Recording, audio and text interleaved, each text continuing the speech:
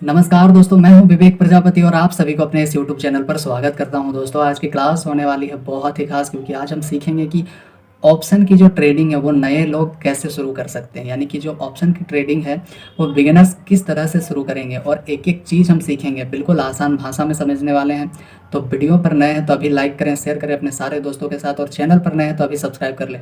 तो चलिए फटाफट से क्लास को कंटिन्यू करते हैं। उससे पहले मैं बता देना चाहता हूँ कि ये क्लास नंबर 72 है, और अब तक आपने हमारी पिछली क्लासेस को नहीं देखे हैं तो आप हमारे चैनल पर जाएं और प्लेलिस्ट पर जाएं, और वहाँ से आप एक एक क्लास बिल्कुल आसान भाषा में समझाया गया है जो कि आप देख सकते हैं। तो चलिए फटाफट से क्लास को कंटिन्यू करते हैं।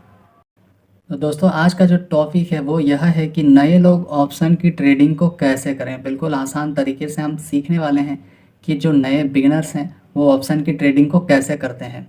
तो जो लोग नए हैं उनको यही लगता है कि स्टॉक मार्केट में आएंगे और एक झटके में वह 1000 से 5000 कमा लेंगे, वो भी डेली का।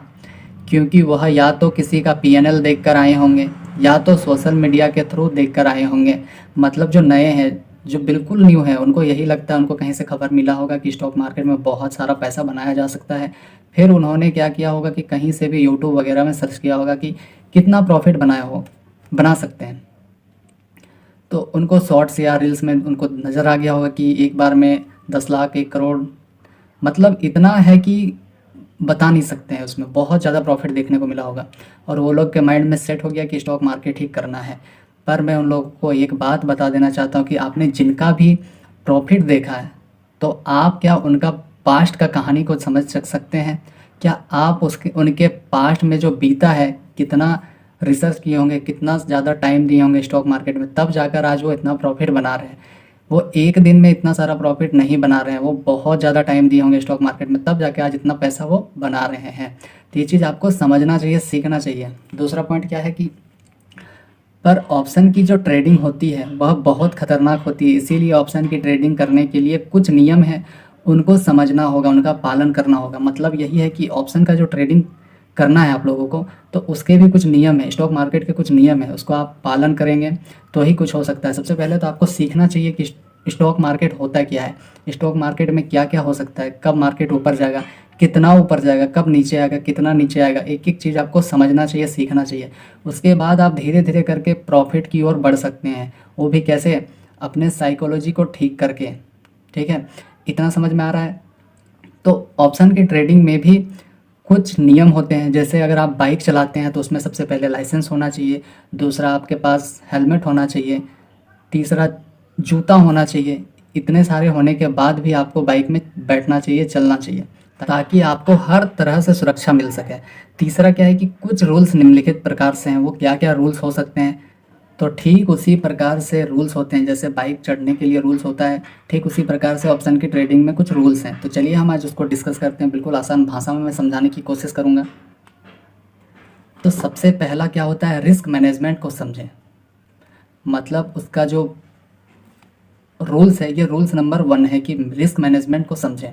कुछ लोगों का मानना है कि माइंड मैनेजमेंट ही सब कुछ होता है ऑप्शन की ट्रेडिंग में, पर अगर आपका रिस्क मैनेजमेंट ही सही नहीं है तो आप प्रॉफिट बनाकर भी लॉस में रहने वाले हैं। तो सबसे पहला जो चीज़ है, आपको रिस्क मैनेजमेंट करना होगा, रिस्क मैनेजमेंट को समझना होगा। अगर आप ये चीज़ नहीं समझते हैं तो आप देखेंगे कि आपको प्रॉफिट तो हो रहा है, पर आप मंथ के एंड में जब देखेंगे तो आपको लॉस ही नज़र आएगा। तो नंबर 1 क्या है कि रिस्क मैनेजमेंट को समझें, वो ठीक करें।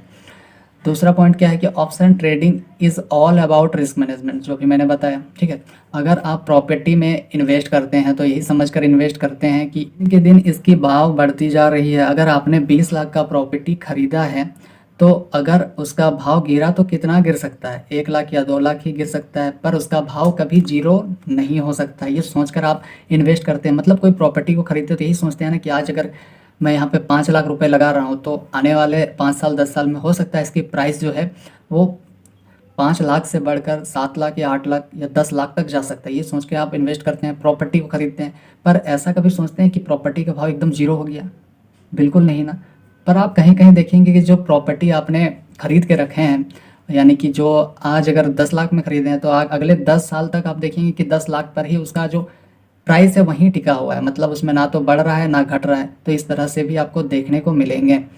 पर स्टॉक मार्केट में ऐसा नहीं होता है, ऐसा बिल्कुल नहीं होता है, क्योंकि स्टॉक मार्केट ही बहुत ही खतरनाक जगह होता है।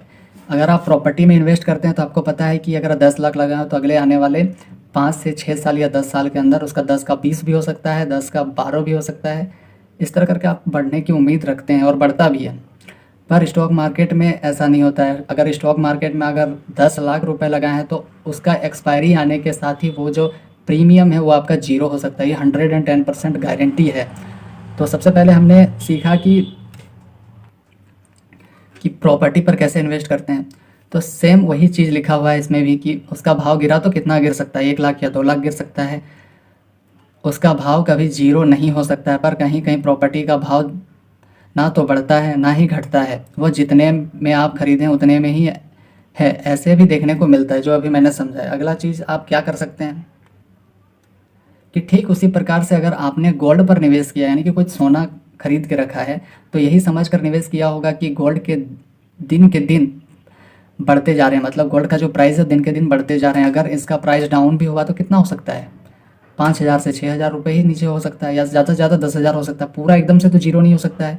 मतलब मान लीजिए सपोज करिए कि अभी अगर सोने का भाव 80,000 है, तो आज अगर आप 80,000 खरीद लेते हैं सोना, तो क्या अगले 5 साल में उसका पॉसिबिलिटी है कि वो जीरो हो जाएगा? बिल्कुल नहीं। अगर गिर भी जाएगा तो कितना गिर सकता है, 5,000 10,000 ही कम हो सकता है, लेकिन जीरो नहीं हो सकता है। मतलब जीरो कभी भी नहीं होगा इसका प्राइस, ठीक है।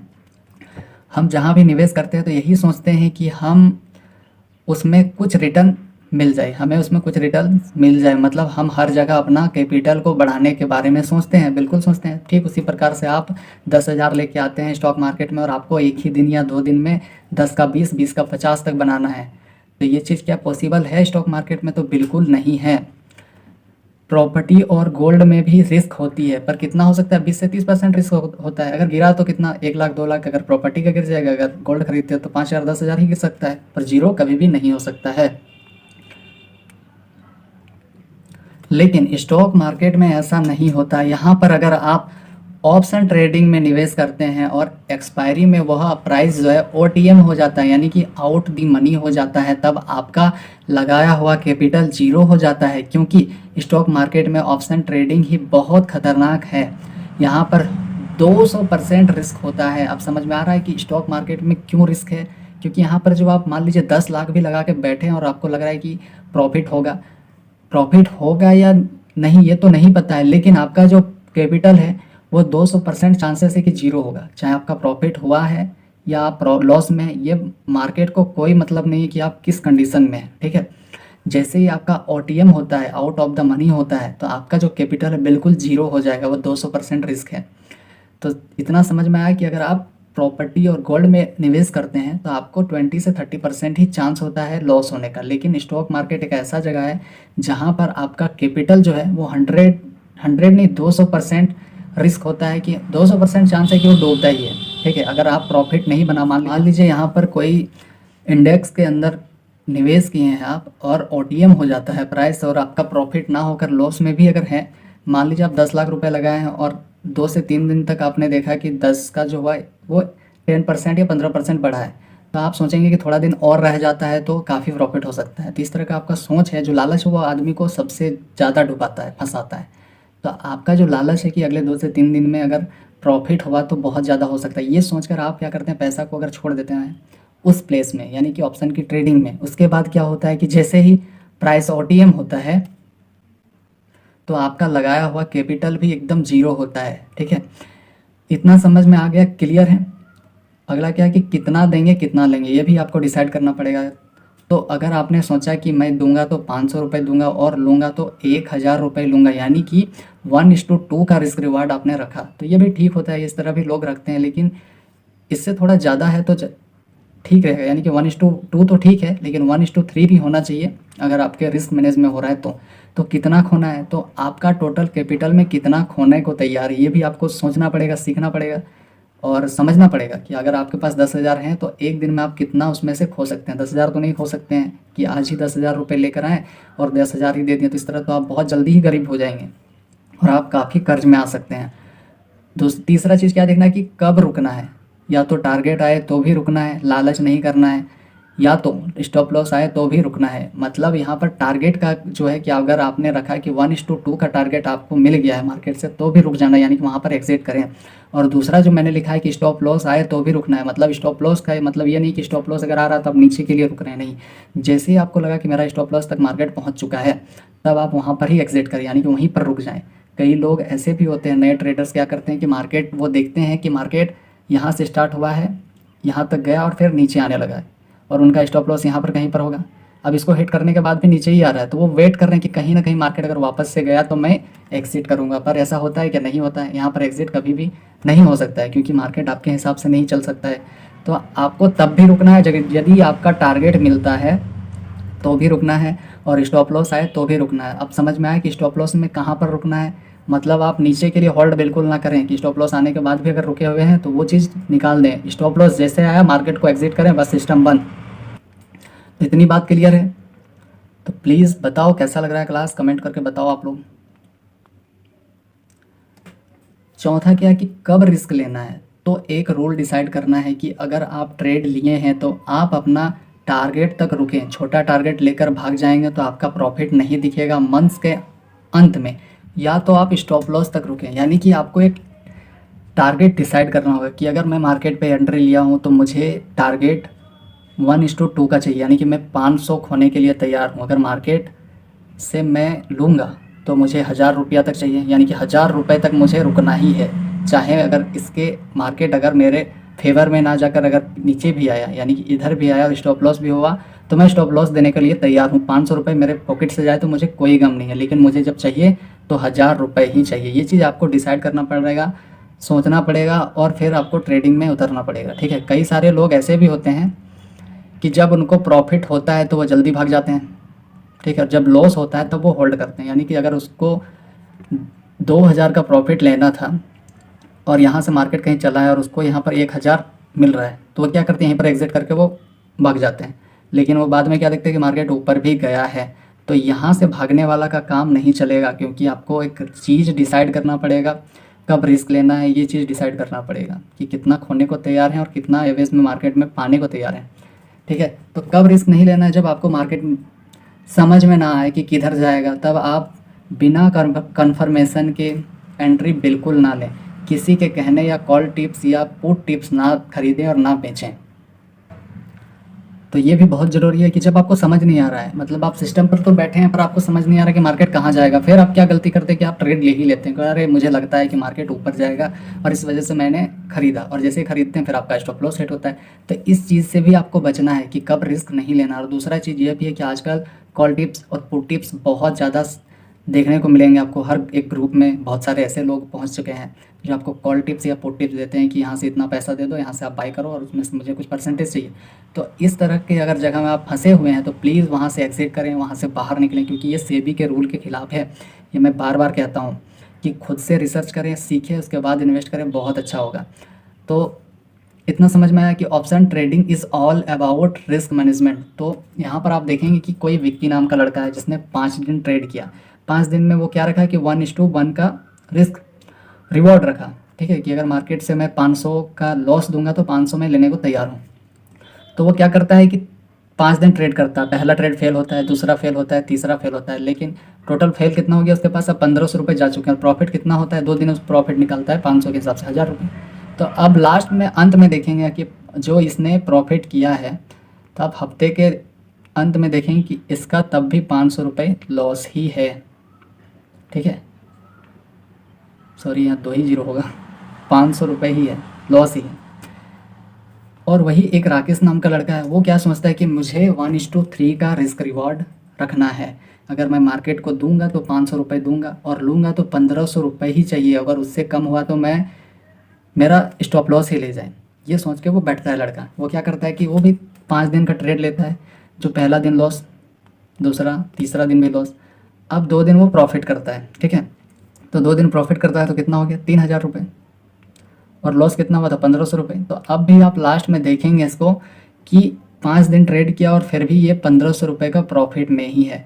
अगर इसका डिटेल वीडियो चाहिए आपको तो हमारे चैनल पर अपलोड है, जो बिल्कुल आसान तरीके से समझाया गया। आप जाकर देख सकते हैं कि ये कैसे होता है रिस्क मैनेजमेंट। ठीक है, इतना समझ में आया? तो चलिए आगे बढ़ते हैं। दूसरा पॉइंट क्या है कि प्रोबेबिलिटी का खेल को समझें।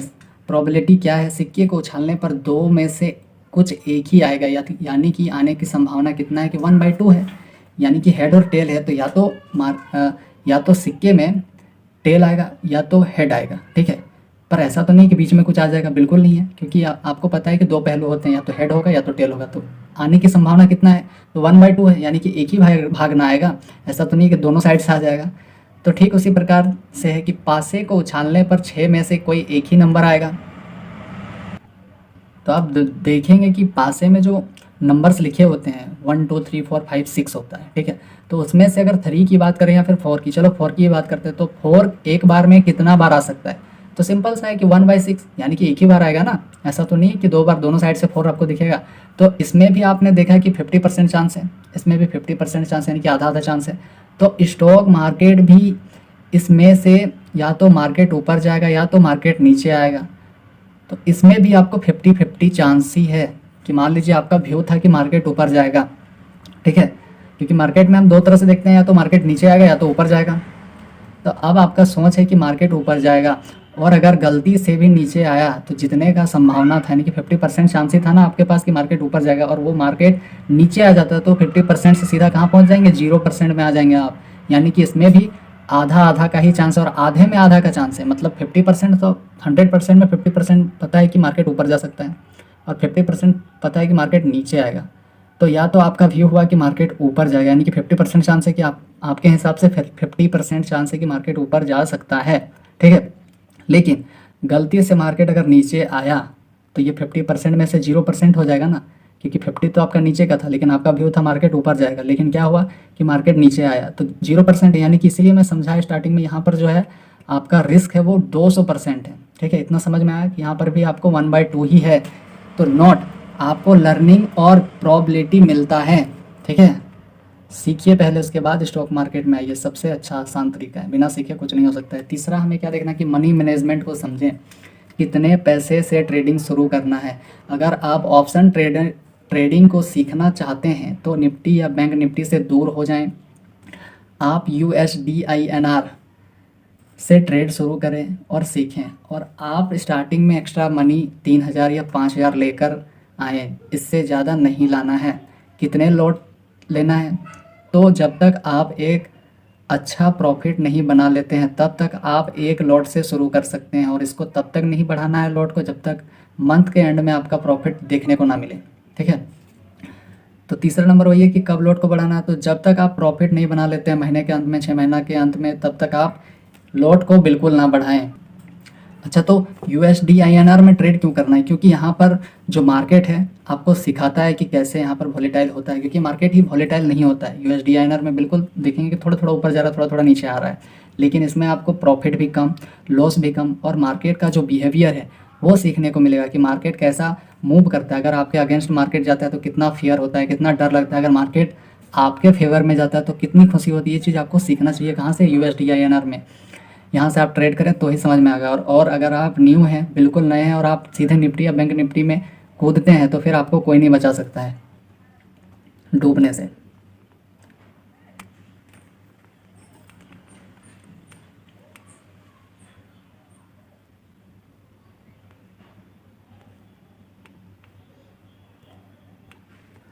तो अगला क्या है कि किस स्थिति में ऑप्शन के ट्रेडिंग को बंद करना है? जब आपकी बहुत लॉस हो गया हो ऑप्शन ट्रेडिंग करके, या तो 20,000 या 50,000, इतना तक तो नहीं जाना है। मैं बस समझाने के लिए लिखा हूँ कि अगर आपके पास 5,000 भी आप लॉस में हैं तो भी आप बंद कर दें, ठीक है।